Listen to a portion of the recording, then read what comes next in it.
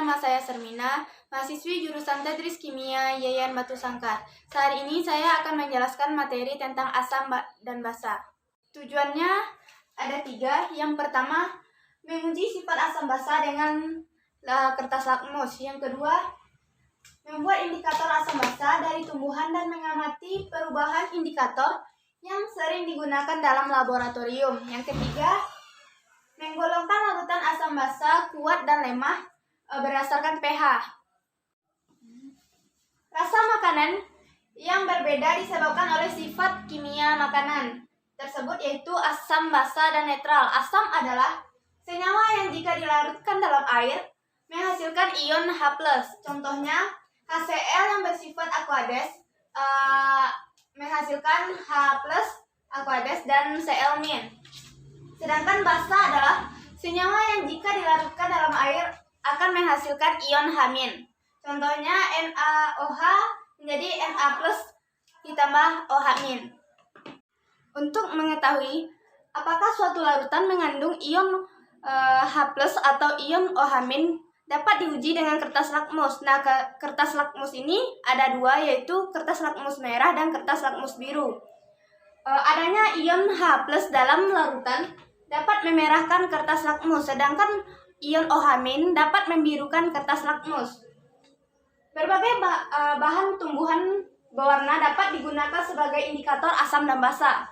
Misalnya daun mahkota bunga dan kunyit. Ekstrak bahan-bahan itu memberikan warna yang berbeda dalam larutan asam dan larutan basa.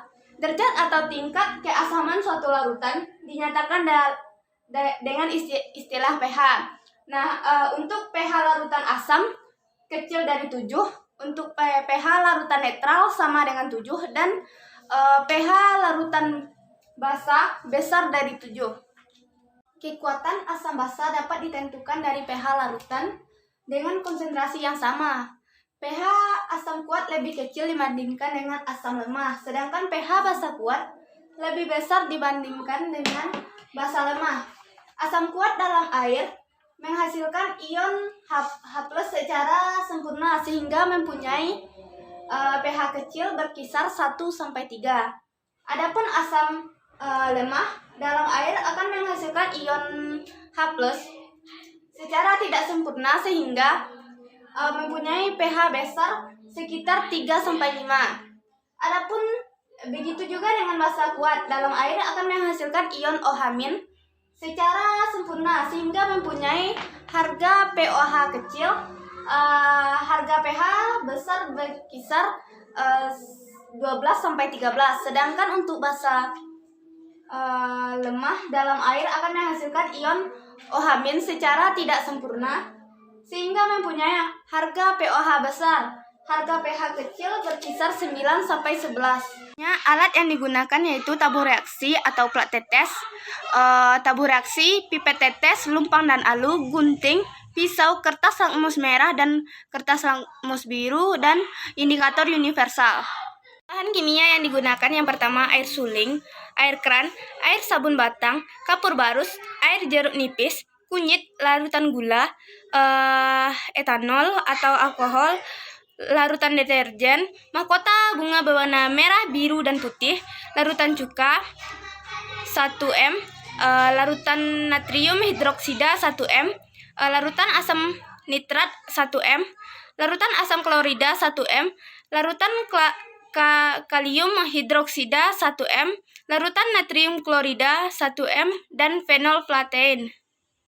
Selanjutnya yaitu prosedur. Yang pertama untuk pengujian sifat larutan. Pertama, gunting kertas lakmus merah dan biru sepanjang 1 cm dan taruh di dalam satu tabung reaksi atau pada satu lekukan pipet tetes. Lalu teteskan air suling. Amati apakah terjadi perubahan pada kertas lakmus dan lakukan cara yang sama pada larutan cuka dan air kapur.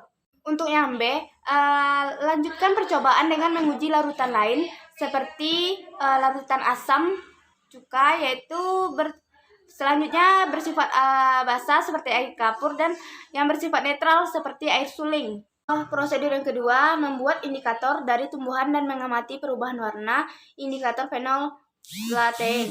Yang pertama, giling beberapa helai mahkota bunga berwarna merah dengan kira-kira 5 mili air suling dalam lumpang. Tempatkan 1 mili air bunga ini masing-masing ke dalam 2 tabung reaksi. Ke dalam tabung reaksi pertama ditambahkan larutan cuka, sedangkan untuk yang kedua ditambahkan beberapa tetes air kapur. Gunakan guncang tabung dan amati perubahan warna lalu dicatat. Yang B, lanjutkan cara yang sama pada bunga berwarna biru dan putih. Yang C, siapkan 3 tabung reaksi bersih. Tabung pertama diisi dengan 2 mili larutan cuka, tabung kedua dengan air kapur, sedangkan untuk tabung ketiga dengan air suling. Kemudian tambahkan masing-masing 2-3 tetes larutan fenolphthalein, guncang tabung dan catat perubahan warnanya. Yang ketiga yaitu menentukan nilai pH dan kekuatan asam basa. Masukkan larutan CH3COOH 1M, NaOH 1M, HNO3 1M, HCl 1M, KOH 1M ke dalam tabung reaksi masing-masing 5 mili. Selanjutnya celupkan kertas indikator universal ke dalam tiap larutan, lalu amati dan catat hasil pengamatan tersebut. Sekian materi dari saya. Mohon maaf atas kesalahan dalam penyampaian. Saya pamit undur diri. Assalamualaikum warahmatullahi wabarakatuh.